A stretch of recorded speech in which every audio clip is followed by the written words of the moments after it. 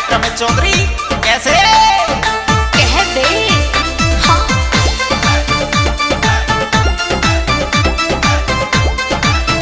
अरे अरे छोरी कह दे छोरे।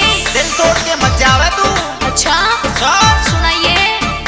अब तक बिहार में संग खेली जाने अब दूर तू जावेगी। अब तक बिहार में संग खेली जाने अब दूर तू जावेगी। याद तेरी मोए सतावेगी, याद तेरी मोए सतावेगी। तेरे बिन मैं ना जी पाऊं मोए बदमाश बनावेगी। तेरे बिन मैं ना जी पाऊं मोए बदमाश बनावेगी।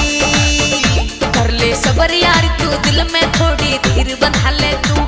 कर ले सबर यार तू दिल में थोड़ी धीर बंधा ले तू। यार अब साथ छुड़ा ले तू, यार अब साथ छुड़ा ले तू।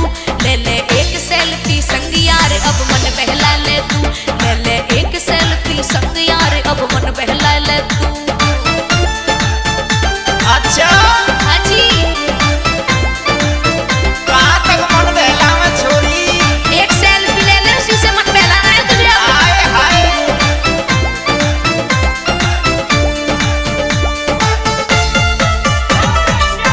राइटर मेरे भाई हलवाई मंडल सभी बघेल सैया वाले।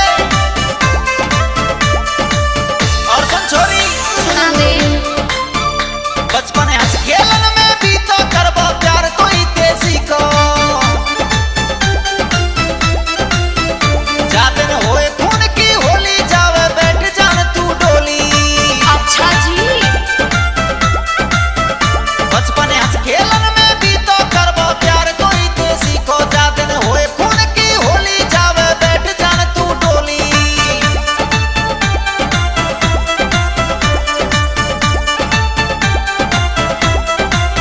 बलन को कत्ल करावेगी, बलन को कत्ल करावेगी। तेरे बिन मैं ना जी पाऊं मोए बदमाश बनावेगी। तेरे बिन मैं ना जी पाऊं मोए बदमाश बनावेगी। कर ले सबर यार तू दिल में थोड़ी धीर बंधा ले तू। कर ले सबर यार तू दिल में थोड़ी धीर बंधा ले तू।